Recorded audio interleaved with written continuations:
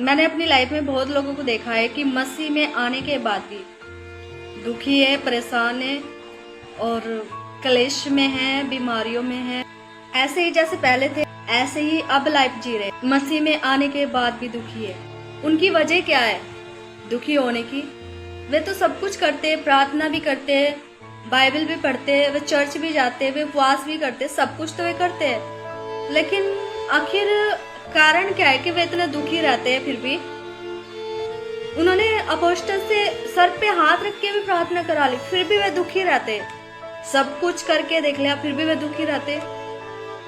कारण क्या है? क्योंकि वे परमेश्वर के वचन पे विश्वास नहीं करते और परमेश्वर के वचन को अपना जीवन नहीं बनाते, परमेश्वर के वचन को अपना हिस्सा नहीं बनाते जीवन का, उसमें जीते नहीं है परमेश्वर के वचन में, वचन से बाहर रहते।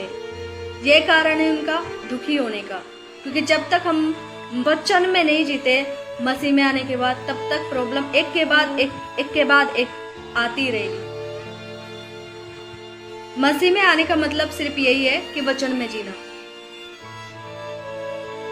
अगर हम मसीह में हैं तो वचन में हमें जीना ही जीना है, क्योंकि वचन कौन है? यीशु मसीह। और अगर हम वचन में नहीं जीते तो इसका मतलब क्या है? हम मसीह में ही नहीं है, क्योंकि वचन ही मसीह है, वचन ही यीशु है।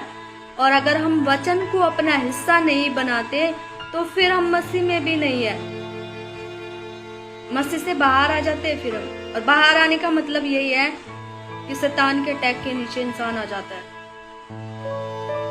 तो अगर आप अपने जीवन को फल फूलित होता हुआ देखना चाहते हैं, आप ब्लेस होता हुआ देखना चाहते हैं, आप चाहते हैं अपनी लाइफ को आनंदित होता हुआ देखना, तो आपको वचन को पहला स्थान पे रखना होगा।